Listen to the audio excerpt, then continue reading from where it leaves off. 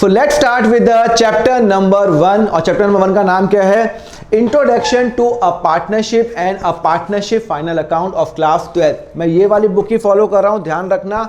Chapter number 1 है introduction to partnership and partnership final account. इसमें हम पढ़ेंगे पार्टनरशिप होती क्या है और फाइनल अकाउंट्स क्या होते हैं पार्टनरशिप के। सी, आपने क्लास 11th में सोल प्रोप्राइटरशिप पढ़ी थी और सोल प्रोप्राइटरशिप में क्या होता था? वहां पे एक ही पर्सन इन्वॉल्व होता था और एक ही पर्सन पूरे बिजनेस को रन करता था। लेट्स सपोज मैंने कोई बिजनेस स्टार्ट किया और मैंने वो बिजनेस मैं खुद ही रन कर रहा हूं, अच्छा चल रहा है, कोई प्रॉब्लम नहीं आ रही। अब मुझे उस बिजनेस को ग्रो करना है। अब जब भी मैं कोई बिजनेस को ग्रो करना होता ना, मुझे ना अलग अलग चीज़ें चाहिए होती हैं। या तो मुझे पैसों की रिक्वायरमेंट होगी कि भाई मेरे पास इतना पैसा नहीं है कि मैं और जगह ग्रो करूँ। भाई सपोज करो मैं मुंबई में हूं और मुझे ग्रो करना है बेंगलोर के अंदर, मुझे इतना पैसा नहीं कि मैं वहां पे ब्रांच खड़ी करूं, तो मैं किसी पर्सन को सर्च करूंगा जो मेरे साथ हाथ हैंडशेक करेगा, बोलेगा चलो हम दोनों पार्टनर बनते हैं और हम इस बिजनेस को ग्रो करते हैं। दूसरी कंडीशंस क्या होती है? कभी कभी मेरे पास स्पेशलाइजेशन नहीं होता। भाई मैं यहाँ का मार्केट जानता हूं पर मैं बेंगलोर का मार्केट जानता नहीं हूं कि बेंगलोर का मार्केट कैसे ऑपरेट करता है, तो वो पर्सन उसका स्पेशलाइज्ड है, तो मैंने उसके साथ हैंडशेक किया कि चलो ठीक है हम दोनों पार्टनर बन जाते हैं। तो there are number of reason जब मैं कोई दूसरे पर्सन के साथ एसोसिएट होता हूं। तो जब मैं अकेला बिजनेस रन करता हूं तो सोल प्रोप्राइटरशिप, जब मैं किसी के साथ स्टार्ट करूंगा उसको मैं बोलूंगा पार्टनरशिप। तो पार्टनरशिप में मिनिमम 2 पर्सन की रिक्वायरमेंट तो होगी, 2 से कम नहीं हो सकता। एक होगा तो सोल प्रोप्राइटरशिप और अगर 2 होंगे या 2 से ज्यादा होंगे उसको मैं बोलूंगा पार्टनरशिप। तो समझ में आया पार्टनरशिप हम क्यों फॉर्म करते हैं? सो दैट मैं आगे बिजनेस ग्रो कर सकूं। मुझे लग रहा है मैं खुद नहीं कर सकता, मुझे कैपिटल की रिक्वायरमेंट है, मेरे पास सपोज को 10 लाख रुपए है, मुझे 20 लाख की और रिक्वायरमेंट है, तो मैं किसी सेकंड पर्सन को बोलूंगा कि तुम मेरी फर्म ज्वाइन कर ले और 20 लाख रुपए इन्वेस्ट कर और हम दोनों पार्टनर बन जाते हैं। एम्प्लॉय नहीं, पार्टनर्स वो होते हैं जो प्रॉफिट का भी शेयर करते हैं। तो पहले हम मानते हैं कि पार्टनरशिप होते क्या है, तो let's write the definition of the partnership. So partnership की डेफिनेशन क्या है? सी, इंडियन पार्टनरशिप एक्ट 1932 गवर्न करता है पार्टनरशिप को। यस, गवर्नमेंट ने एक एक्ट बना रखा है इंडियन पार्टनरशिप एक्ट जो कि 1932 में बना था। उसके हिसाब से what is partnership? It is a relation between a person, yes person के बीच में होता है, हु हैव एग्रीड, उन दोनों ने एग्रीड किया to share the profit of a business. मतलब इट इज अ रिलेशन, भाई 2 पर्सन जब साथ में मिलते हैं तो रिलेशन बनता है, म्यूचुअल रिलेशन बनता है। Who have agreed to share the profit of the business, मतलब जो भी हमारा बिजनेस में प्रॉफिट होगा, ध्यान रखना इधर प्रॉफिट का मतलब लॉस भी होता है। प्रॉफिट का मतलब प्रॉफिट और लॉस को हम बोल सकते हैं नेगेटिव प्रॉफिट। तो यहां पे प्रॉफिट का मतलब है लॉस भी होता है। Who have agreed to share the profit of a business carried on by all और any one of them acting for all, मतलब वो बिजनेस या तो सारे पार्टनर एक साथ कैरी कर रहे हैं या कोई एक कैरी कर रहा है on behalf of everyone. So what is partnership definition? आपके बुक्स में लिखा हुआ है section number 4 Indian partnership act 1932। उसके हिसाब से याद करना है, it is a relation between a person who have agreed to share the profit of a business, या कोई बिजनेस की बात हो रही है, कैरिड ऑन बाय ऑल और any one of them acting for all. ये आपके लिए क्वेश्चन आता है 1 और 2 मार्क का कि what is the definition of the partnership या कौन से सेक्शन का है। तो सेक्शन नंबर 4 एक याद हो गया और पार्टनरशिप की क्या डेफिनेशन है वो हमने यहां पे लिख दी। अब हम क्या करेंगे, इस डेफिनेशन को डाइसेक्ट करेंगे और देखेंगे कि इन सब का मतलब क्या है। It is a relation, person, agreed, business का मतलब क्या है और उसके हम सारे पॉइंट्स लिखेंगे। चलो लिखते हैं। सो स्टूडेंट्स, ये हमारा features of the partnership. It is a relationship between a person who have agreed to share the profit of the business carried on by all और any one of them acting for the all as per the Indian partnership act 1932 section number 4। Okay, अब हम इसको break करते हैं। पहले it is an agreement. पहली बात तो ध्यान रखना कि एग्रीमेंट होना कंपलसरी है। एग्रीमेंट का मतलब अगर मैं और किसी फ्रेंड के साथ या किसी भी पर्सन के साथ मैं एसोसिएट होता हूं तो मैं एग्रीमेंट करूंगा कि हाँ हम ये वाला बिजनेस करेंगे, ऐसे प्रॉफिट शेयर करेंगे, ऐसे लॉस शेयर करेंगे, कैसे बिजनेस रन करेंगे, तो वो सब एग्रीमेंट में होता है। आप भी कुछ भी, जैसे आप कोई घर खरीदते हो या कोई घर रेंट पे लेते हो तो आप एग्रीमेंट करते हो ना, सेम वे पार्टनरशिप में भी एग्रीमेंट बनता है। पार्टनरशिप में एग्रीमेंट कैन बी रिटन और एन ओरल, दोनों एग्रीमेंट हो सकते हैं, कोई प्रॉब्लम नहीं है। ओरल एग्रीमेंट भी हो सकता है, रिटर्न भी। ओरल का मतलब मैंने और मेरे फ्रेंड ने डिसाइड किया, ठीक है भाई अभी मई का मंथ चल रहा है, समर वेकेशन आ रही है, क्यों ना हम 2 महीने कुछ बच्चे जो हैं, जो छोटे बच्चे हैं, उनके लिए कोई समर वेकेशन का प्रोजेक्ट करें या समर कैंप ऑर्गेनाइज करें। तो हम दोनों में ओरल एग्रीमेंट हो गया, क्लियर है। और what is a return agreement? Return agreement मतलब है हम दोनों ने सारी जो टर्म्स हम दोनों में डिसाइड हुई थी, भाई जितना भी प्रॉफिट होगा वो कैसे डिवाइड होगा, क्या तेरे को इंटरेस्ट मिलेगा नहीं मिलेगा, क्या ड्राइंग कैसे होगी, कैसे सैलरी मिलेगी, जो भी हमारी टर्म्स है हम दोनों ने जो भी डिसाइड किया, भाई क्या तेरे को सैलरी मिलेगी, क्या मेरे को मिलेगी, क्या हम दोनों को सैलरी मिलेगी, कितनी सैलरी मिलेगी, जो भी आपको लिखना है वो सब आप कहां पे लिख दो? पार्टनरशिप एग्रीमेंट में लिख दो। और अगर वो रिटर्न में है तो उसको हम बोलते हैं पार्टनरशिप डीड। तो ध्यान रखना, it can be oral or it can be return. अगर रिटर्न में है तो उसको हम बोलेंगे पार्टनरशिप डीड, अगर रिटर्न में है तो उसको बोलेंगे पार्टनरशिप डीड। और इट इज ऑलवेज एडवाइजेबल कि आप हर कुछ पार्टनरशिप डीड जो होगी वो रिटर्न में ही करो, क्योंकि अगर कल कोई डिस्प्यूट हो गया आपके और आपके फ्रेंड में या आपके शिफ्ट के साथ भी आप एसोसिएट हुए हो तो आप क्या बोल सकते हो, देखो ये लिखा हुआ है और उस पार्टनरशिप डीड में दोनों ने साइन किए हैं, उसने भी साइन किए, मैंने भी साइन किए। अभी मैं इसके बाद में पार्टनरशिप डीड पे डिस्कस करूंगा, अभी मैं आपको सिर्फ समरी बता रहा हूं जो इफ डेफिनेशन पे लिखा हुआ है। तो it is an agreement, it can be oral or it can be written. Oral भी रिटर्न होगा तो उसको मैं बोलूंगा पार्टनरशिप डीड। पार्टनरशिप डीड क्या होती है, थोड़ी देर वेट करो मैं सब समझाऊंगा। सेकंड क्या लिखा हुआ है, नंबर ऑफ द पार्टनर, कितने नंबर ऑफ पार्टनर्स होने चाहिए। मिनिमम तो आपको पता ही है, मिनिमम तो आपको पता ही है कितने होने चाहिए। अरे भाई मिनिमम होने चाहिए, मिनिमम 2, बट ऑब्वियस 2 से कम तो हो ही नहीं सकते। 2 से कम थोड़ी पार्टनरशिप कहलाएगी, वो तो सोल पार्टनरशिप कराएगी जो आपने 11th में किया। अगर मैं अकेला बिजनेस कर रहा हूं तो काय की पार्टनरशिप? पार्टनरशिप तो तब होती है जब 2 पर्सन या 2 से ज्यादा इन्वॉल्व होते हैं, तो 2 पर्सन मिनिमम, क्लियर है। अच्छा अब मैक्सिमम पे आ जाओ, मैक्सिमम कितना?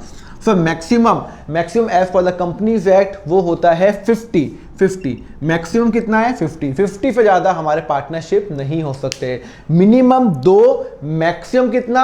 50 से ज्यादा करना है तो हम पार्टनरशिप में नहीं, फिर हम अलग लीगल स्ट्रक्चर देखेंगे। It can B company, it can be anything else, but it will not be a partnership. तो मिनिमम कितना? 2 तो होना ही चाहिए, मैक्सिमम कितना? 50। सर उन्होंने मैक्सिमम की लिमिट क्यों लगाई? अरे देखो ना, पार्टनरशिप एक म्यूचुअल रिलेशन है। मैं 2, 3, आप अपनी क्लास में है, अगर आप अब अपनी क्लास में बैठे हो, 12th क्लास में बैठे हो और उसके अंदर देख रहे हो भाई हमें आज कहां जाना है, हमें पिकनिक पे कहां जाना है, तो दो लोग डिसाइड कर सकते हैं, 5 लोग डिसाइड करते हैं, 50 लोग डिसाइड करते हैं, वो आप कर सकते हो। बट 50 से ज्यादा प्रॉब्लम होनी चालू हो जाती है। भाई अगर आपको लेट्स सपोज 1000 लोग हो तो आप 1000 लोगों से पूछते रहो तो बिजनेस कब करेंगे?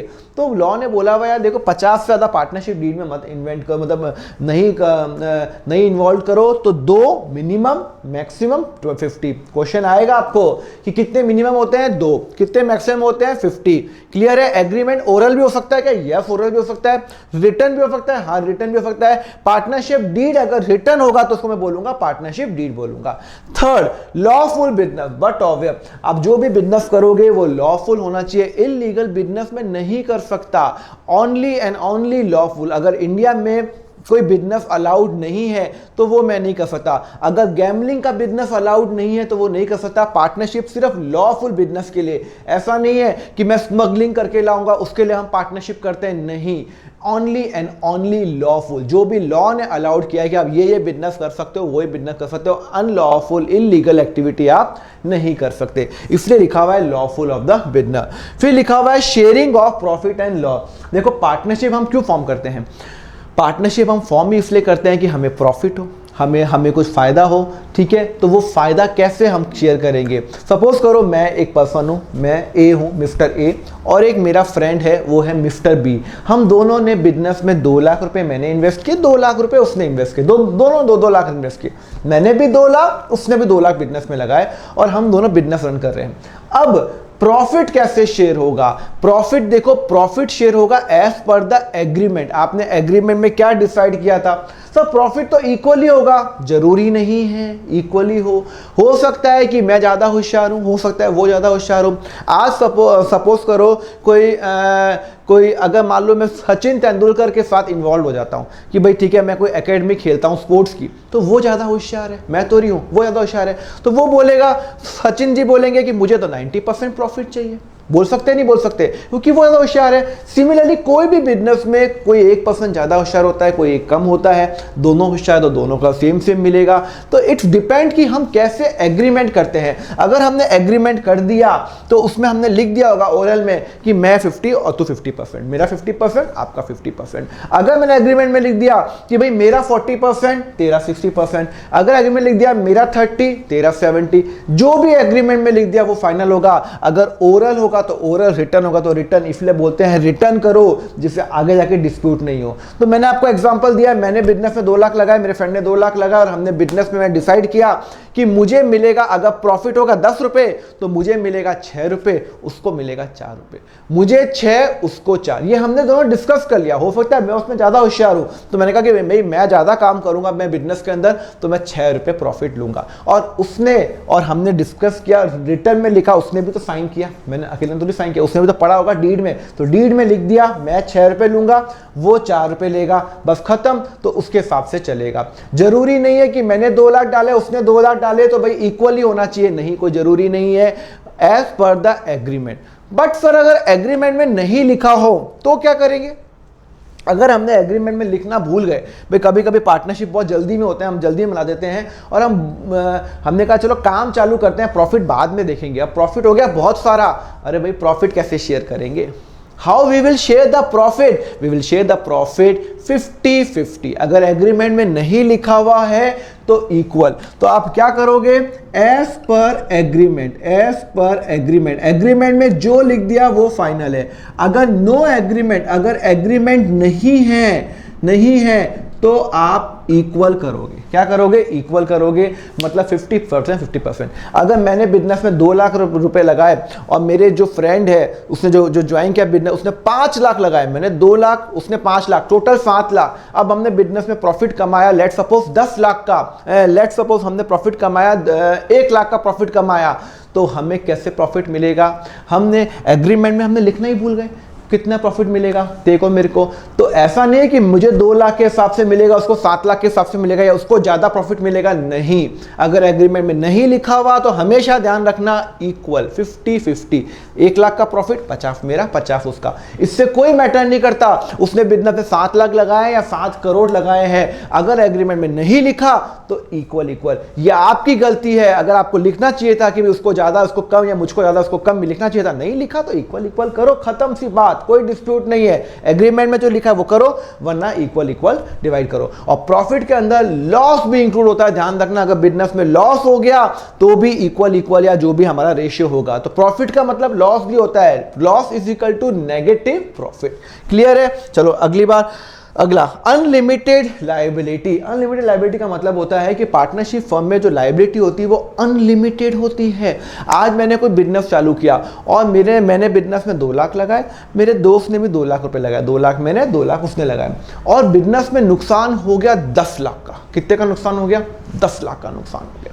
और हो सकता है मैंने कोई ठीक से काम नहीं किया और नुकसान हो गया तो 10 लाख का। अब वो 10 लाख का नुकसान हम कैसे भरेंगे? 2 लाख तो हमने बिजनेस में लगा रखे, 2 लाख उसने लगा रखे हैं, 4 लाख तो बिजनेस में है, तो वो तो गए 10 लाख में से। अब कितने बचे? 6 लाख बचे। भाई 10 लाख का नुकसान हुआ तो मुझे तो भरना तो पड़ेगा ना। मैंने किसी पार्टी से पैसा लिया होगा तो मुझे उसको पैसा तो देना पड़ेगा ना। उसको मैं ये तो नहीं बोल सकता हूँ कि मुझे नुकसान है मैं तेरे को पैसा नहीं देता, नहीं हो सकता ना। तो मैंने क्या बोला उसको, ठीक है भाई मुझे नुकसान हुआ है 2 लाख, ये 10 लाख का नुकसान हुआ, 2 लाख जो बिजनेस में पड़े वो तो तुम लेके जाओ, बाकी के 6 लाख कहाँ से आएंगे? बाकी के 6 लाख मैं अपने घर से लाऊंगा, दोस्त भी अपने घर से लाएगा, अपना गाड़ी बेचेगा, अपना बंगला बेचेगा, अपनी ज्वेलरी बेचेगा, बेचना पड़ेगा, कोई ऑप्शन नहीं है। और इसको मैं बोलता हूं अनलिमिटेड लायबिलिटी, मतलब मुझे घर बेच के, अपने गाड़ी बेच के भी पैसा देना पड़ेगा, और उसको मैं बोलूंगा अनलिमिटेड लायबिलिटी। क्लियर है? और अगर सपोज करो कि मैं और उनमें से कोई, मैं इंस्टॉलमेंट हो गया, मतलब मेरे पास कुछ भी नहीं है, मैंने सब बेच दिया, उसके बाद भी मेरे पास कुछ नहीं है, तो फिर मेरा दोस्त बियर करेगा। मैं इंस्टॉलमेंट हो गया, कुछ है ही नहीं, गवर्नमेंट ने बोल दिया कि इसके पास कि दीपक के पास कुछ नहीं है, तो अब क्या करेंगे? तो वो बियर करेगा। अल्टीमेटली मुझे थर्ड पर्सन को पे करना ही पड़ेगा, लीगल केस चलता रहेगा, बट लायबिलिटी अनलिमिटेड होती है। और कंपनी के केस में यही तो सबसे बड़ा एडवांटेज है, कंपनी के केस में लायबिलिटी लिमिटेड होती है, ये बात ध्यान रखना, वो अपन बाद में पढ़ेंगे। क्लियर है? चलो ये हो गया। फिर आ गया रजिस्ट्रेशन।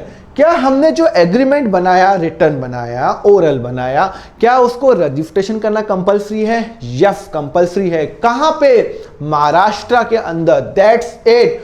पूरे इंडिया के अंदर सिर्फ महाराष्ट्र एक ऐसा स्टेट है जहां पे एग्रीमेंट को रजिस्टर करना कंपलसरी है। यह आपकी बुक के हिसाब से चल रहा हूं, महाराष्ट्र के अंदर ही आपका जरूरी है एग्रीमेंट को रजिस्टर करना, बाकी स्टेट में रजिस्ट्रेशन कंपलसरी नहीं है।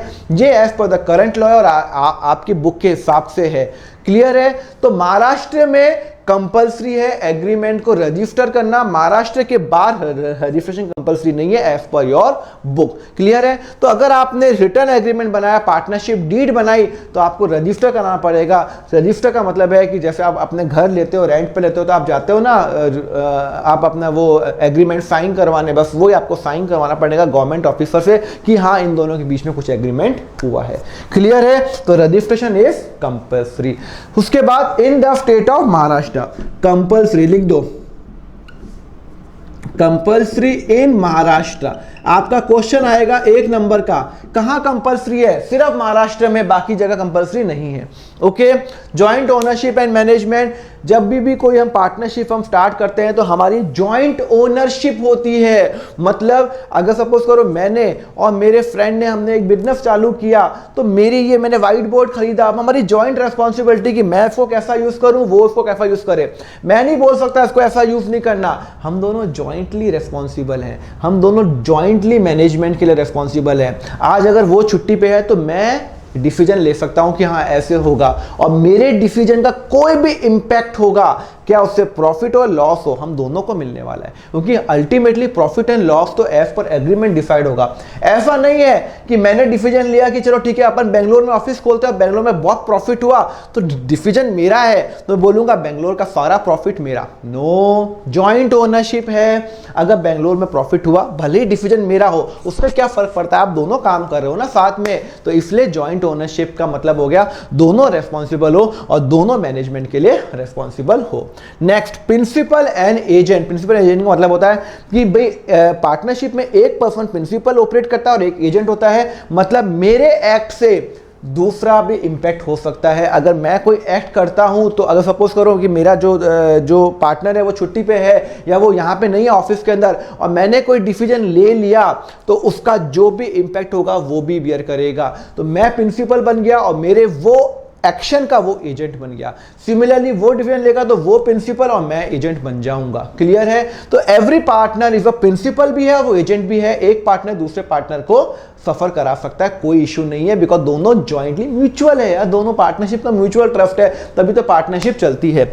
Last, dissolution. What is dissolution? Dissolution मतलब होता है पार्टनरशिप अगर आपको लग रहा है कि हम दोनों में कुछ डिस्प्यूट हो गए, कुछ झगड़े हो रहे हैं, तो उसको आप कैंसिल भी कर सकते हो, डिसॉल्व भी कर सकते हो। दोनों पार्टनर ने, मैंने सोचा कि मैं छोड़ के जा रहा हूं भाई, मुझे नहीं करना, मैं जा सकता हूं, ऐसा कोई नहीं कि मुझे रोक सके। हाँ, मैंने अपनी लायबिलिटी पूरी खत्म कर ली, रोक सकता हूं। या मेरी डेथ हो गई, या मैं रिटायर हो गया, या मैं पागल हो गया, इनसेन हो गया, तो भी मैं छोड़ सकता हूं, कोई प्रॉब्लम नहीं है। पार्टनरशिप डिसॉल्व हो जाती है अगर किसी पर्सन की डेथ हो जाती है, किसी पर्सन कोई छोड़ के जाता है, या कोई पर्सन इनसेन हो जाता है, मेंटली चैलेंज हो जाता है, तो भी वो छोड़ सकता है और पार्टनरशिप फर्म डिसॉल्व हो सकती है। क्लियर है?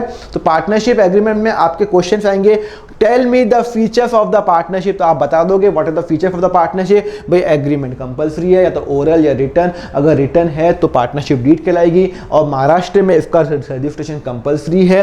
दूसरा, नंबर ऑफ पार्टनर 2 भी हो सकते हैं, 50 भी हो सकते हैं, 2 और 50 के बीच में ही होंगे। लॉफुल बिजनेस होना चाहिए, प्रॉफिट इक्वली डिवाइड होगा, अगर एग्रीमेंट में नहीं लिखा होगा, एग्रीमेंट में लिखा हुआ है तो वैसे डिवाइड होगा, भले ही मुझे 2 मिले उसको 5 मिले, उससे कोई फर्क नहीं पड़ता, एग्रीमेंट में जो लिख दिया वो फाइनल है। और अगर नहीं लिखा हुआ है तो इक्वल होगा। अनलिमिटेड लायबिलिटी है, घर से भी मुझे पैसा पे करना पड़ेगा, अपनी ज्वेलरी बेच के भी मुझे पे करना पड़ेगा। उसके बाद ज्वाइंट ओनरशिप है, मेरे एक्शन से वो रेस्पॉन्सिबल है। सिमिलरली प्रिंसिपल एजेंट है, मतलब मेरे एक्शन से वो भी रेस्पॉन्सिबल है और उसके एक्शन से मैं भी रेस्पॉन्सिबल हूं। और डिसोल्यूशन हो जाएगा, क्या हो जाएगा? पार्टनरशिप खत्म हो सकती है अगर कोई पार्टनर मर गया, कोई पार्टनर का रिटायर हो गया, या फिर वो इन्फियन या फिर मेंटली चैलेंज हो गया। क्लियर है? आगे मूव करें। अब हम मूव करेंगे पार्टनरशिप एग्रीमेंट क्या होता है। देखो मैंने आपको सारे बता दिए, division person who have agreed to share the profit business, lawful business carried on by all, joint ownership or any one of them principal and agent acting for the all. Clear है? समझ में आया? चलो अब हम move करते हैं what is partnership deed. Let's now move to the what is partnership deed. Partnership deed होती क्या है? See, the document containing the partnership agreement among the partner is called partnership deed. मतलब वो डॉक्यूमेंट जिसमें हम agreement होता है, मैंने और मेरे फ्रेंड ने किया, मैं हूँ मिस्टर ए, वो है मिस्टर बी, हम दोनों ने सोचा बिजनेस स्टार्ट करते हैं, हम दोनों ने बिजनेस स्टार्ट किया, भाई प्रॉफिट कैसे शेयर होगा, तेरे को सैलरी मिलेगी कितनी मिलेगी, तेरे को इंटरेस्ट मिलेगा, मेरे को इंटरेस्ट मिलेगा कितना मिलेगा, तेरा नाम क्या है, मेरा नाम क्या है, मेरा एड्रेस क्या है, तेरा एड्रेस क्या है, सब कुछ पार्टनरशिप डीड में। आप अपना घर का भी तो कराते हो एग्रीमेंट, उसमें क्या क्या लिखते हो याद करो ना। आप लिखते हो लैंडलॉर्ड का नाम, खुद का नाम, लैंडलॉर्ड का एड्रेस, खुद का एड्रेस, कितना रेंट होगा, कैसे पे करेंगे, कौन सी डे पे करेंगे, बस सेम पार्टनरशिप डीड में वही होगा। देखो क्या क्या होगा, नेम एंड एड्रेस और partnership firm, but of partnership firm का नाम क्या है, let suppose X and Y Z and sons, या X and Y Z and daughters etcetera, तो यहाँ पे नाम लिखो, name and address of the, उसका नाम क्या है पार्टनरशिप फर्म का, एड्रेस का है, उसका प्रॉपर लॉफुल रजिस्टर्ड एड्रेस क्या है, कहां से आप बिजनेस ऑपरेट कर रहे हो, name and address of the partner का एड्रेस क्या है, अगर सपोज करो मेरा एड्रेस क्या है, मैं पार्टनर हूं, मेरा फ्रेंड पार्टनर है ए और बी, तो मेरा एड्रेस, मेरा नाम, उसका एड्रेस, उसका नाम, उसका permanent address. Third, sharing of profit कैसे शेयर होगा, कैपिटल से डिवाइड नहीं होता है, अगर मैंने 2 लाख डाला उसने 5 लाख डाला, अगर मैंने यहाँ पे लिख दूंगा हम इक्वल मिलेगा तो इक्वल मिलेगा, मैंने लिख दिया मुझे 5 मिलेगा उसको 3 मिलेगा, तो उसको 3 उसको मुझे 5 मिलेगा, एग्रीमेंट में हमने डिसाइड कर दिया तो वो हमें मिलेगा, अगर एग्रीमेंट में नहीं लिखा है तो इक्वली मिलेगा। क्लियर है? कैपिटल कंट्रीब्यूशन, भाई मैं कितना कैपिटल कंट्रीब्यूट करूंगा, भाई अगर हमने लिखा यार हमें कोई बिजनेस करने के लिए इतने लाख की रिक्वायरमेंट है तभी हम पार्टनरशिप हम चालू करें, तो उसने कहा मैं 5 लाख रुपए ले आऊंगा, मैंने कहा ठीक है मैं भी 5 लाख रुपए ले आऊंगा, तो भाई हम लिखेंगे तो भाई कम से कम 5 लाख रुपए मिस्टर ए लाएगा, 5 लाख मिस्टर बी लाएगा। क्लियर है? राइट्स, ड्यूटीज एंड लायबिलिटीज, क्या क्या राइट्स हैं, तेरे राइट्स क्या हैं, मेरे राइट्स क्या हैं, क्या क्या मेरी ड्यूटीज हैं, क्या अगर जो हम अकाउंट की बुक बनाते हैं कैसे हम इंस्पेक्ट करेंगे, सारे पार्टनर्स के पास सारे राइट्स होते हैं कि भाई ये जो बिजनेस है, ये जो बुक्स है वो इंस्पेक्ट कर सकता है, मेरे जो उसके जो बुक्स हैं फर्म से रिलेटेड मैं इंस्पेक्ट कर सकता हूँ, देख सकता हूँ, खोल सकता हूँ, वो मना नहीं कर सकता मुझे कि भाई तो जो अकाउंटिंग कर रहा है तो वो मुझे नहीं बता कि दीपक आप नहीं देख सकते, अरे भाई मैं पार्टनर हूँ मैं देख सकता हूँ, वो सब लिखा हुआ होता है।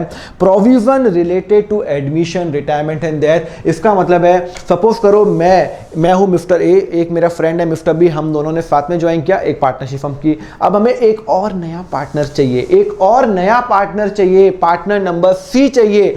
अब सी तभी एडमिट होगा जब मैं भी हाँ बोलूंगा वो भी हाँ बोलेगा, तो दोनों की हाँ की रिक्वायरमेंट है, यस दोनों की हाँ की रिक्वायरमेंट है। सोचो कि सी मेरा फ्रेंड है, मैं उसको जानता हूं अच्छी तरह, मैंने कहा तू भी आ जाना मेरी फर्म में, पर सी और बी में नहीं बनती, जो मेरा फ्रेंड है और उसकी उन दोनों की नहीं बनती। अगर वो मेरी पार्टनरशिप फर्म में आ गया तो हम तीनों में डिस्प्यूट नहीं होगा ना डिस्प्यूट। तो डिस्प्यूट क्यों होता है? जब कोई थर्ड पर्सन, फोर्थ पर्सन या सेकंड पर्सन भी आता है और वहां पे आप दोनों की जो ट्यूनिंग बैठ नहीं पाती है, होता है, नॉर्मल है, कोई सही गलत तो नहीं होता है, नहीं बैठ रही है, तो अभी कोई भी नया पर्सन एडमिट होगा तो मैं भी हाँ बोलूंगा तभी आएगा, वो भी हाँ बोलेगा वो भी आएगा, वो सब भी एग्रीमेंट में लिखा होता है। रिटायरमेंट हो गया तो कैसे कैसे प्रॉफिट डिवाइड होगा। डेथ हो गई तो क्या करेंगे, अगर हम 4-5 लोग हैं, अगर एक पर्सन की डेथ हो गई तो कैसे अब नया प्रॉफिट वो डिवाइड होगा, सब एग्रीमेंट में लिखा हुआ होता है। फिर रेट ऑफ इंटरेस्ट, कैपिटल पे कितना मिलेगा, लोन पे कितना मिलेगा, ड्राइंग पे कितना होगा। भाई आज मैं 2 लाख डाले, उसने 2 लाख डाले, तो मुझे 5%, उसको 5% मिलेगा या नहीं मिलेगा। अगर लिखा हुआ होगा तो ही मिलेगा। तो क्या होगा, क्या रेट 5, 10, 20 जितना परसेंट लिख दिया उतना मिलेगा।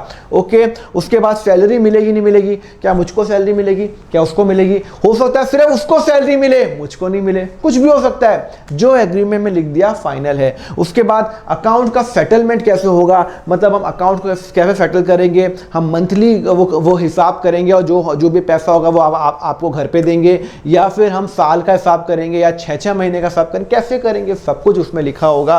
मेथड ऑफ सेटलमेंट कैसे करेंगे, बैंक से सेटलमेंट करेंगे, कैश से करेंगे, कब करेंगे, सब वहाँ यहाँ पे लिखा होगा। और भी कोई मैटर है कि हम कौन कौन सा बिजनेस कर सकते हैं। भाई सपोज करो कि मैं वेज हूँ, मैं चाहता हूँ कि नहीं मैं वेज आइटम ही बेचूंगा, नॉन वेज नहीं बेचूंगा, तो मैं लिख सकता हूँ कि भाई मैं ये पार्टनरशिप फर्म में इसलिए ज्वाइन कर रहा हूँ कि मैं सिर्फ वेजिटेरियन ही सेल करूंगा, कोई फूड नॉन वेजिटेरियन सेल नहीं करूंगा।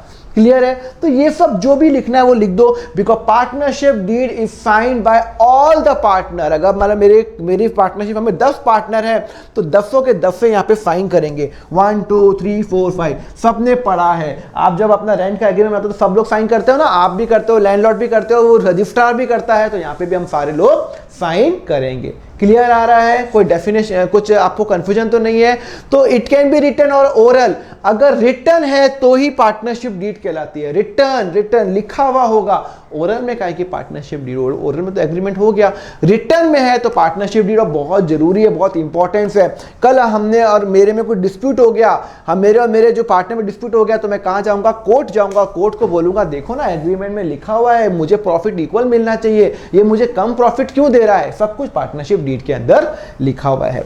क्लियर है, समझ में आ गया आपको। तो this is all about the partnership deed. चलो अब नेक्स्ट पे मूव करते हैं।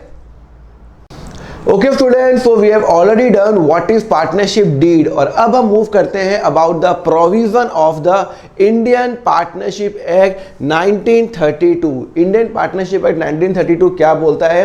सी होता क्या है कि जब भी हम पार्टनरशिप फॉर्म करते हैं तो 2 या 2 से ज़्यादा लोग इन्वॉल्व होते हैं, और आपको पता है जहाँ पे 2 या 2 से ज़्यादा लोग इन्वॉल्व होंगे तो वहाँ पे डिस्प्यूट होने के चांसेस बढ़ जाते हैं। भाई अगर मैं अकेला बिजनेस कर रहा हूँ तो डिस्प्यूट होने के चांसेस होते ही नहीं है, बट अगर मेरे साथ कोई और पार्टनर है तो डिस्प्यूट हो सकते हैं। नॉर्मली पार्टनरशिप में कुछ भी डिस्प्यूट हो सकते हैं, तो वो डिस्प्यूट सेटल करने के लिए हम कहाँ जाएंगे, कोर्ट जाएंगे। अब कोर्ट में इतने सारे केसेस पेंडिंग है तो कोर्ट को बहुत टाइम लग जाएगा केसेस मतलब हमारा सॉल्व करने में। तो कोर्ट ने क्या बोला कि पहले आप इंडियन पार्टनरशिप एक्ट 1932 से अपना डिस्प्यूट सॉल्व करो, और अगर उसके बाद भी सॉल्व नहीं होता है तब कोर्ट आओ। मतलब अगर मेरे और मेरे पार्टनर में, अगर मैं हूं मिस्टर ए और वो है मिस्टर बी, और हम दोनों में कोई भी डिस्प्यूट हुआ तो पहले हम कहां जाएंगे, पहले हम जाएंगे इंडियन पार्टनरशिप एक्ट 1932 को रेफर करेंगे। क्या वहां पे हमारा डिस्प्यूट सॉल्व होता है क्या, अगर वहां पे हमारा डिस्प्यूट सॉल्व होता है ओके वेल एंड गुड, अगर वहां पे भी सॉल्व नहीं होता है तो हम कोर्ट जाएंगे। क्लियर है। तो इंडियन पार्टनरशिप एक्ट क्या बोलता है, पहली बात distribution of the profit. Profit का मतलब लॉस भी होता है, तो प्रॉफिट कैसे डिस्ट्रीब्यूट होगा, इक्वली होगा या 2:1 होगा, कैसे डिस्ट्रीब्यूट होगा। देखो मैंने आपको कहा था अगर आपने एग्रीमेंट बना दिया, what is agreement, partnership deed, oral और रिटर्न को पार्टनरशिप डीड बोलते हैं। अगर मैंने एग्रीमेंट बना दिया तो जो एग्रीमेंट में लिख दिया वो होगा, जो एग्रीमेंट में लिख दिया वो होगा। तो एग्रीमेंट में अगर हमने लिख दिया कि प्रॉफिट 2:1 बटेगा, मतलब अगर 3 रुपए प्रॉफिट होगा तो 2 मुझको 1 उसको, तो वो मिलेगा। अगर एग्रीमेंट में लिख दिया प्रॉफिट विल बी 2:3, मतलब अगर 5 रुपए प्रॉफिट होगा तो 2 मिलेगा मिस्टर ए को, 3 मिलेगा मिस्टर बी को। एग्रीमेंट में जो लिख दिया वो फाइनल है, क्योंकि एग्रीमेंट मतलब क्या है, हम दोनों ने साइन किए हैं, तो इसका मतलब हम दोनों ने उस एग्रीमेंट को पढ़ा होगा और हमने समझा होगा, और हमने सभी तो साइन किए। तो एग्रीमेंट में अगर प्रॉफिट शेयर रेशो कुछ भी लिख दिया तो वो फॉलो होगा। तो अगर मेंशन है एग्रीमेंट में तो आप क्या लिखोगे, एज पर एग्रीमेंट। एग्रीमेंट के हिसाब से होगा distribution of a profit. Agreement में कुछ, इसका मतलब ये नहीं है कि सपोज करो कि मैंने बिजनेस में 2 लाख रुपए डाले, उसने बिजनेस में डाले 5 लाख रुपए। भाई मैंने बिजनेस में 2 लाख डाले, उसने डाले 5 लाख रुपए और प्रॉफिट हुआ, तो अगर मैंने एग्रीमेंट में लिख दिया कि मुझे प्रॉफिट मिलेगा 3 और उसको मिलेगा 2 तो मिलेगा, मतलब मुझे 3 उसको 2, मतलब 5 रुपये प्रॉफिट होगा तो मुझे 3 रुपये उसको 2 रुपये। अब ये मत सोचना सर उसने कैपिटल 5 लाख डाली और आपने डाली 2 लाख रुपए तो आपको प्रॉफिट ज्यादा क्यों मिल रहा है, क्योंकि मैंने एग्रीमेंट में लिख दिया। और अगर मैंने एग्रीमेंट में लिख दिया तो उसने भी साइन किया होगा, हम दोनों ने मिलकर डिसाइड किया है कि मुझे ज्यादा मिलेगा उसको कम मिलेगा, जो भी हमने लिख दिया वो एग्रीमेंट। पर अगर एग्रीमेंट में नहीं लिखा हुआ है तो क्या करेंगे? अगर एग्रीमेंट में नहीं लिखा है तो कुछ नहीं करना, इक्वल, सिंपल इक्वल। 2 पार्टनर है इक्वल, 3 पार्टनर है सबको इक्वल इक्वल मिलेगा, दैट्स इट। अगर एग्रीमेंट मेंशन नहीं है तो हमें क्या मिलेगा? Everyone will get a equal share. आपको क्वेश्चन कंफ्यूज करने का ट्राई करेगा कि मैंने बिजनेस में 2 लाख डाले हैं, उसने बिजनेस में 5 लाख रुपए डाले हैं, प्रॉफिट हुआ लेट सपोज 1 लाख का, कैसे डिस्ट्रीब्यूट होगा? तो आप ये मत सोचना कि 2 मिलेगा मुझको 5 मिलेगा उसको बिकॉज उसने ज्यादा पैसा डाला है। नहीं, पैसों पे डिपेंडेंट नहीं है प्रॉफिट। प्रॉफिट डिपेंडेंट होता है वर्क पे, काम पे, कितना आप काम करते हो। अगर एग्रीमेंट में लिख दिया तो उतना मिलेगा, और अगर एग्रीमेंट में नहीं लिखा हुआ, पार्टनरशिप डीड में नहीं लिखा हुआ, then it is as per the partnership act 1932। और पार्टनरशिप एट 1932 बोलता है इक्वल डिस्ट्रीब्यूट करो और अपना डिस्प्यूट सॉल्व करो। प्रॉफिट 1 लाख हुआ, 50,000 ए रखेगा, 50,000 बी। अगर प्रॉफिट, अगर सपोज करो कि 3 पार्टनर है और प्रॉफिट हुआ 90,000, 30 में 30 बी 30 सी, सिंपल। तो हमेशा इक्वल। और अगर क्वेश्चन में ध्यान रखना, क्वेश्चन में अगर कुछ भी नहीं लिखा हुआ प्रॉफिट शेयरिंग कि कितना डिस्ट्रीब्यूट होगा तो हमेशा मानना इक्वल ही होगा। अगर क्वेश्चन में कुछ भी नहीं लिखा हुआ कैसे प्रॉफिट डिवाइड होगा तो इक्वल, अगर क्वेश्चन में लिखा हुआ ऐसे डिवाइड होगा तो वैसे डिवाइड करेंगे। क्लियर है? चलो दूसरे पे आ जाओ। Interest on drawing. Interest on drawing अगर एग्रीमेंट में लिख दिया तो मिलेगा, बट ऑब्वियस अगर एग्रीमेंट में लिख दिया कि इंटरेस्ट ऑन ड्राइंग मिलेगा, क्या रेट पे मिलेगा? 2% पे 5%। What is drawing?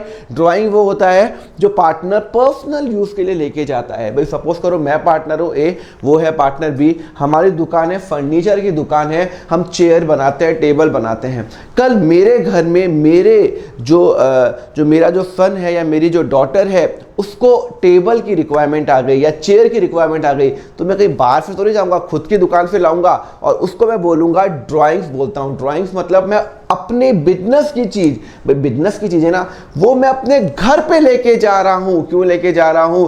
मैं घर पे लेके इसलिए जा रहा हूं क्योंकि मुझे पर्सनल यूज के लिए लेके जा रहा हूं, और जब भी कोई मैं पर्सनल यूज के लिए लेके जाऊंगा तो उसको मैं क्या बोलता हूं? ड्राइंग बोलता हूं। क्लियर हुआ? आपको समझ में आया?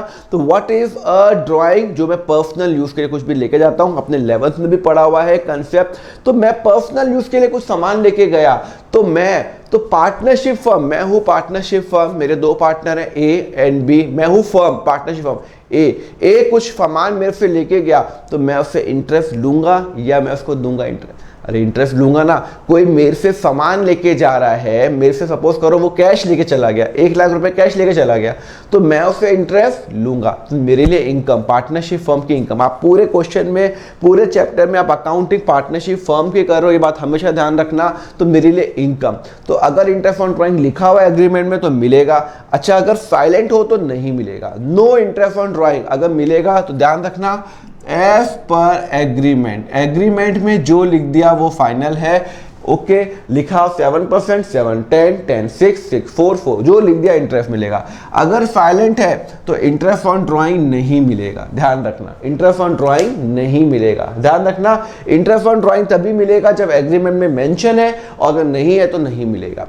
और एक इंपॉर्टेंट बात, बहुत बहुत इंपॉर्टेंट बात ध्यान रखना, अगर क्वेश्चन में डेट नहीं दी हुई हो, इंटरेस्ट ऑन ड्राइंग की डेट ही नहीं दी हुई कि भाई उसने ड्राइंग कब की, भाई आप इंटरेस्ट कब चार्ज करते हो? इंटरेस्ट चार्ज करते हो कोई पीरियड के लिए, आप 2 महीने के लिए, 4 महीने के लिए, 10 महीने के लिए। तो अगर डेट ही मेंशन नहीं है तो क्या करेंगे? अगर डेट ही मेंशन नहीं है तो हम कैसे करेंगे? इक्वल चार्ज करेंगे। इक्वल चार्ज करेंगे मतलब 6 महीने का इंटरेस्ट चार्ज करेंगे, 6 महीने का इंटरेस्ट चार्ज करेंगे। आपको सिंपल एग्जांपल बताता हूं। सपोज करो आप और मैं एक रूम के अंदर हैं, बस एक क्लोज रूम के अंदर हैं आप और मैं, और हम इस रूम में आए जब एकदम खाली था। जब हम रूम से निकल रहे थे तो हमने देखा अरे यार 500 रुपये का नोट गिरा हुआ है। क्या गिरा हुआ है? 500 रुपीज नीचे पड़ा हुआ है। अब हो सकता है वो 500 मेरी जेब से निकला हो सकता है 500 आपकी जेब से निकला हो, हम दोनों को नहीं पता। हो सकता है आपकी जेब से भी निकल सकता है, हो सकता है मेरी जेब से निकल सकता है। अब आप उस 500 रुपये को कैसे डिस्ट्रीब्यूट करोगे?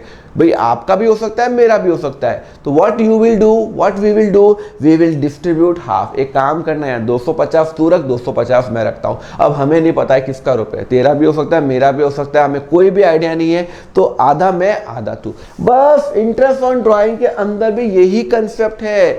अगर क्वेश्चन में डेट नहीं दे रखी, हाँ अगर क्वेश्चन में डेट दे रखी है, लेट सपोज हमारा फाइनेंशियल ईयर चल रहा है 1 अप्रैल से लेके 31 मार्च तक, और 1 अप्रैल सपोज करो उसने ड्राइंग की है, लेट सपोज 1 जुलाई को की है।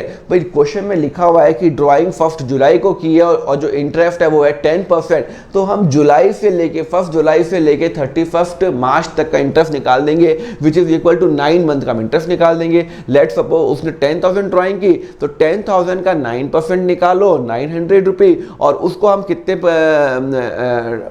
10,000 का 10% निकालो। अगर सपोज करो इंटरेस्ट ऑन ड्राइंग 10% है तो 1000, और 1000 को इंटू 9/12 कर लो, 9 मंथ का निकलेगा। पर अगर क्वेश्चन में इंटरेस्ट ऑन ड्राइंग की डेट नहीं दे रखी, कब दे रखी ध्यान रखना, तो हम क्या करेंगे 6 महीने का निकालेंगे। 10,000 का 10%, 6 महीने का 10,000 का 10%, 1000 रुपये 5, और उसका 6 महीने का हो गया into 6/12 which is equal to 500 रुपये। तो हमेशा ध्यान रखना इंटरेस्ट ऑन ड्राइंग अगर डेट नहीं दे रखी है तो इक्वल। तो ध्यान रखना हमेशा if date of drawing not given then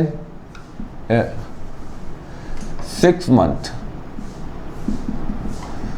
interest. अगर हमने डेट ऑफ ड्राइंग नहीं दी हुई है तो 6 महीने का इंटरेस्ट निकाल दो। 6 month interest will be calculated, will be given. Clear है या नहीं है? क्लियर है? कोई डाउट है उसके अंदर? ध्यान रखना अगर डेट ऑफ ड्राइंग दिया हुआ है, अगर दिया हुआ है तो उसके हिसाब से निकाल देंगे। अगर लिखा हुआ है क्वेश्चन में कि 1 दिसंबर को किया हुआ है तो दिसंबर, जनवरी, फरवरी, मार्च 4 महीने का इंटरेस्ट निकाल दिया, कोई प्रॉब्लम ही नहीं है। पर अगर क्वेश्चन में लिखा हुआ है कि पार्टनर ए ने ड्राइंग की है 50,000 रुपये और नहीं लिखा हुआ कि कितना इंटरेस्ट, और लिखा हुआ इंटरेस्ट है 10%, तो पूरे साल का इंटरेस्ट होता है 5,000 रुपये। कब ड्राइंग की है क्वेश्चन लिखा ही नहीं है, तो क्या करेंगे? सिंपल करो यार, 5,000 का इंटरेस्ट है पूरे साल का, 6 महीने का निकालो, 5,000 into 6/12 which is equal to 2,500, खत्म। ओके क्लियर है? 6 मंथ का हम इंटरेस्ट उनसे चार्ज करेंगे, ठीक है ना? Will be charge, not given हो, चार्ज। चलो ये हो गया। फिर आ गया interest on partners loan. What is interest on partners loan? देखो पार्टनर्स कभी कभी लोन देता है। किसको लोन देता है? पार्टनरशिप फर्म को। देखो जो हम मेरी पार्टनरशिप फर्म है, मैं हूँ पार्टनरशिप फर्म, मेरे 2 पार्टनर हैं ए और बी। ए ने कैपिटल इन्वेस्ट किया, बी ने कैपिटल वो होता है जो बिजनेस में हमेशा रहता है जब तक वो विड्रॉ नहीं करे। उन्होंने बिजनेस स्टार्ट करने के लिए कुछ कैपिटल की रिक्वायरमेंट होती है। ए ने 5 लाख दिए, बी ने 5 लाख दिए, 10 लाख रुपए हो गए। अब क्या हुआ?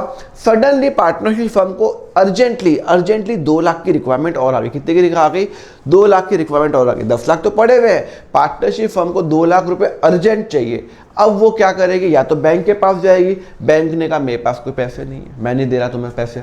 ओके, फिर कहाँ जाएगी? फिर वो बोलेगी, पार्टनर्स को बोलेगी यार कुछ इन्वेस्ट करो ना, कुछ 2 लाख रुपए आपके पास है क्या घर में?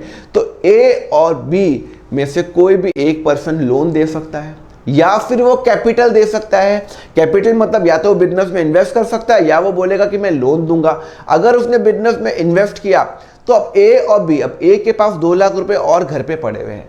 Now he want to give to the partnership firm, but for a limited period of time। हो सकता है आपको 6 महीने के लिए, 8 महीने के लिए, 2 साल के लिए देना है।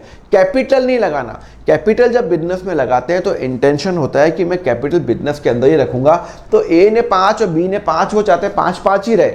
बट अभी ए के पास ज़्यादा पैसा पड़ा हुआ है, मुझे भी रिक्वायरमेंट है, मैं हूँ पार्टनरशिप फर्म, तो मैंने कहा ए मुझे लोन दे दे, और उसने मुझे लोन दिया, और वो जो लोन होगा उसका मैं उसको इंटरेस्ट दूंगा। और इंटरेस्ट दूंगा। और क्या रेट पे दूंगा, ध्यान रखना, एज पर एग्रीमेंट। अगर एग्रीमेंट में मैंने लिख दिया कि मुझे जो इंटरेस्ट है, अगर पार्टनर्स कोई लोन देता है उसका इंटरेस्ट होता है, लेट्स सपोज उसमें एग्रीमेंट में लिख दिया 10% तो 10%, 2% तो 2%, 3% तो 3%, 20% तो 20%। एग्रीमेंट में जो लिख दिया वो फाइनल है, उससे हम चेंज नहीं कर सकते। एग्रीमेंट के अगर नहीं लिखा हुआ, कुछ चीजें नहीं लिखी हुई, तो हम जाएंगे पार्टनरशिप एट 1932 और वो बोलता है interest on loan will be given at 6% per annum.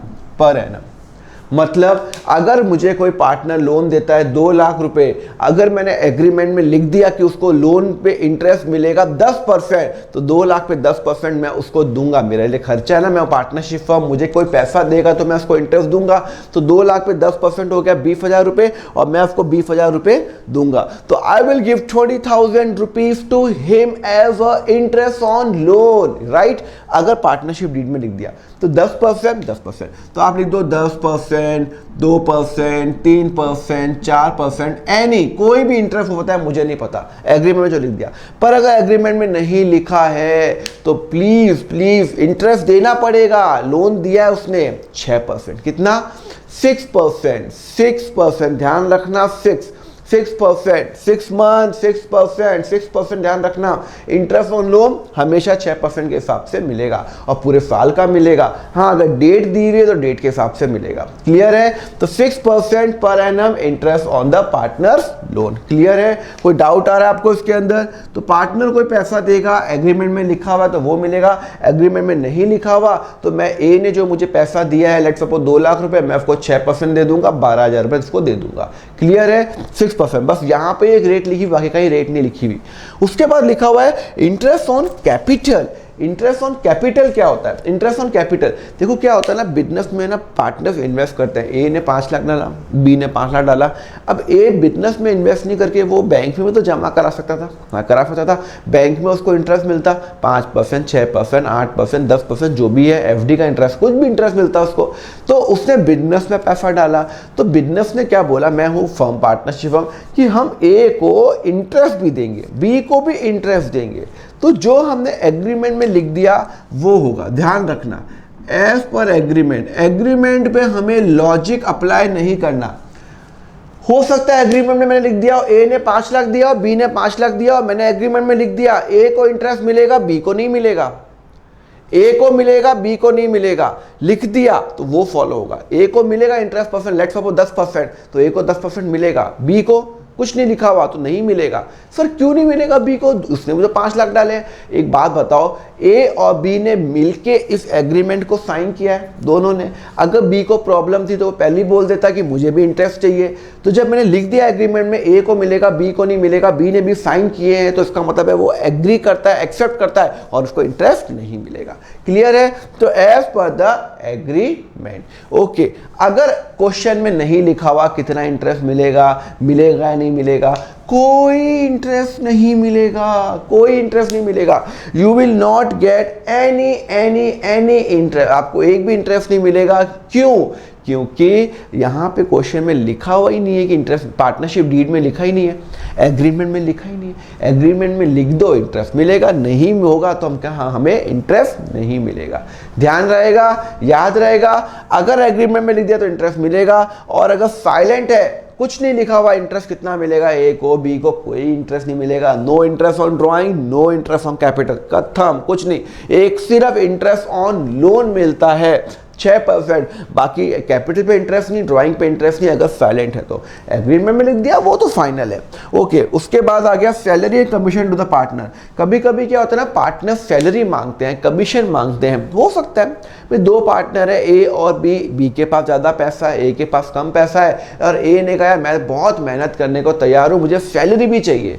अब मैं हूँ फर्म, मैंने कहा ठीक है ले लो सैलरी, ए को सैलरी देता हूँ, बी को नहीं देता हूँ सैलरी, जो भी मैंने लिख दिया एग्रीमेंट में लिख दिया। अगर एग्रीमेंट में लिख दिया तो एज पर एग्रीमेंट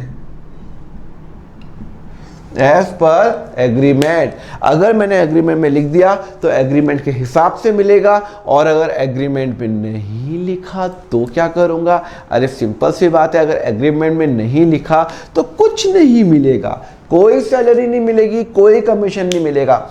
ए बोल रहा है, लेट सपोज मिस्टर ए बोल रहा है भाई मैं तो बहुत काम कर रहा हूं, ज्यादा काम कर रहा हूं, मुझे सैलरी चाहिए। डिस्प्यूट हो गया। बी ने कहा कोई सैलरी नहीं मिलेगी ए को।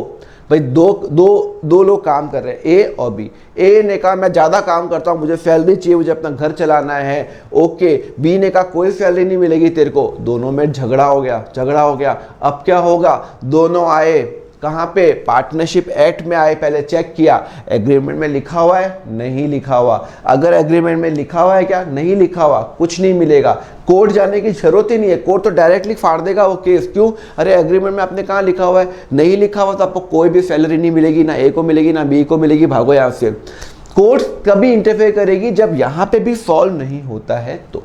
क्लियर है? तो यहाँ पे एग्रीमेंट में लिखा हुआ है नहीं मिलेगा, अगर सपोज को नहीं मिलेगा तो नहीं मिलेगा। एग्रीमेंट में लिखा हुआ है ए को मिलेगी सैलरी, क्या प्रॉफिट हो लॉस हो तो मिलेगी सैलरी, तो फिर बी कुछ नहीं बोल सकता, क्योंकि बी ने बोला, बी ये नहीं बोल सकता अरे क्यों मिलेगी ए को सैलरी, भाई ए को। अरे जब एग्रीमेंट में लिख दिया कि ए को मिलेगी तो मिलेगी। तो ध्यान रखना एग्रीमेंट जो हो गया वो फाइनल है। अगर एग्रीमेंट नहीं है तो कोई सैलरी नहीं, कोई कमीशन नहीं, ना ऑन सेल्स ना ऑन प्रॉफिट, कोई कमीशन कुछ नहीं मिलेगा। Okay. Last point, admission of a new partner, बहुत इंपॉर्टेंट पॉइंट है। कभी भी देखो ध्यान रखना, अगर मैंने एग्रीमेंट में लिख दिया तो एज पर एग्रीमेंट में जो लिख दिया फाइनल, पर अगर एग्रीमेंट में नहीं लिखा हुआ कोई नया पार्टनर एडमिट नहीं हो सकता जब तक सारे पार्टनर उसको एग्री नहीं करते। ध्यान रखना, जब तक सारे पार्टनर एडमिट नहीं करते। सपोज करो there are two partner, mister A and mister B, दो पार्टनर हैं, और एक और लेट सपोज तीन पार्टनर हैं, ए बी और सी, तीन पार्टनर हैं। अब ए ने बोला कि मुझे मेरी जो डॉटर है या मेरा सन है उसको भी मुझे बिजनेस में लाना है, ठीक है। वो बिजनेस में कब आ सकता है? उसको भी पार्टनर बनाना है, उसका जो सन या डॉटर है उसको भी पार्टनर बनाना है। तो वो ऐसे नहीं वो पता कि यार मेरी पार्टनरशिप फर्म है, मैं ही तो पार्टनर हूँ। नहीं, ए भी पार्टनर है, बी भी पार्टनर है, सी भी पार्टनर है। तो ए को अगर अपने जो भी बच्चे को, सन या डॉटर को लाना है तो उसको बी की भी परमिशन चाहिए, सी की भी। एक ने भी अगर मना कर दिया तो वो नहीं आ सकता। बी ने बोल दिया हाँ ले आओ कोई प्रॉब्लम नहीं है, नया पार्टनर बना दो, और सी ने कहा नो कोई नहीं आएगा, कोई नया पार्टनर उसका नहीं आएगा, तो वो एक्सेप्ट नहीं होगा। उसका जो सन है या फिर उसकी जो डॉटर है वो नहीं एडमिट हो सकती। क्लियर है? कोई भी नया पार्टनर एडमिट नहीं हो सकता। No new partner can be admitted without consent of other partner. ध्यान रखना, जब तक सारे पार्टनर्स नहीं बोलेंगे तब तक नहीं होगा। ध्यान हो गया इंडियन पार्टनरशिप एक्ट 1932। तो फटाफट रिवाइज करें। क्या रिवाइज करते हैं? पहली बात, एग्रीमेंट में जो लिख दिया ध्यान रखना, एग्रीमेंट तो हमारी बाइबल है, हमारी गीता है, उसके लिए किसके लिए? हमारे जो भी डिस्प्यूट होगा, जो हो गया पहले उसको रेफर कर लो, खत्म। तो यहाँ पे हमने रेफर कर दिया एज पर एग्रीमेंट के हिसाब से चलो। इंडिया आपका प्रॉफिट कैसे डिवाइड होगा? जो लिख दिया वो खत्म, profit as per the agreement. Okay, नहीं लिखा हुआ तो इक्वल, कुछ डिस्प्यूट नहीं। इंटरेस्ट ऑन ड्राइंग अगर लिखा हुआ है तो मिलेगा, नहीं लिखा हुआ तो बिल्कुल नहीं मिलेगा। अगर लिखा हुआ है मिलेगा, और अगर डेट मेंशन नहीं है तो 6 महीने का मिलेगा, 6 महीने का। डेट मेंशन नहीं, कब मैंने क्या किया तो डेट में लिखा हुआ है, मैंने ये लिख दो, ठीक है। अगर interest on partners loan agreement में लिख दिया 2, 3, 10%, 20% जो हो गया लिख दिया। अगर नहीं लिखा है तो 6% के हिसाब से मिलेगा। इंटरेस्ट ऑन कैपिटल एग्रीमेंट में जो लिख दिया वो मिलेगा, अगर लिखा हुआ नहीं है तो कोई इंटरेस्ट नहीं मिलेगा। ए और बी को ए नहीं बोल सकता कि मैंने ज्यादा पैसा डाला है, नहीं मिलेगा। Okay, salary commission to partners, ना सैलरी मिलेगी ना कमीशन मिलेगा। एग्रीमेंट में लिख दिया तो मिलेगा, वरना नहीं मिलेगा। उसके बाद एडमिशन ऑफ न्यू पार्टनर, अगर एग्रीमेंट में लिख दिया कि इस चीज की परमिशन चाहिए तो जो एग्रीमेंट में लिखा वो होगा, और अगर एग्रीमेंट में लिखा हुआ है नहीं मिलेगा। जब तक सारे पार्टनर, अगर कुछ नहीं लिखा हुआ तो जब तक सारे पार्टनर एक्सेप्ट नहीं करेंगे तब तक हम उसको नए पार्टनर पार्टनर्स को एडमिट नहीं करेंगे। क्लियर है? तो this is all about Indian partnership act 1932 के जो प्रोविजन है। तो फटाफट अपन रिवाइज कराते हैं। पहले मैंने आपको इंडियन पार्टनरशिप एक्ट बताया, आपको पार्टनरशिप की डेफिनेशन बताई, उसके लिए क्या क्या रिक्वायरमेंट है, मिनिमम 2 और मैक्सिमम 50, फिर प्रॉफिट शेयरिंग रेशियो होना चाहिए, लॉफुल बिजनेस होना चाहिए, प्रिंसिपल एंड एजेंट होता है, ये सब मैंने आपको बता दिया। फिर मैं आपको बताया पार्टनरशिप डीड क्या होती है, बहुत सिंपल होता है, सारे पार्टनर साइन करते हैं, उसमें नाम होता है, एड्रेस होता है पार्टनर्स के, सारे क्या राइट्स क्या होते हैं, interest on capital, the profit sharing ratio. अगर क्वेश्चन में कुछ साइलेंट है, क्वेश्चन कुछ नहीं लिखा हुआ, तो हम ये रेफर करेंगे, ये एक फ्रेश पेज में लिखो और ये आप बारी बारी इसको रिवाइज करते रहना। बहुत सिंपल है, कॉमन लॉजिक, सिर्फ एक ही इंटरेस्ट यहाँ पूरे में लिखा हुआ है 6% इंटरेस्ट ऑन लोन, क्वेश्चन में लिखा हुआ है, पार्टनर ने दिया, कुछ नहीं लिखा हुआ उसके बारे में, तो 6% इंटरेस्ट लगाना मत भूलना, ध्यान रखना। और अगर ड्राइंग की डेट मेंशन नहीं है तो 6 महीने का इंटरेस्ट ही हम उससे चार्ज करेंगे। क्लियर है? यहाँ तक क्लियर हुआ आपको?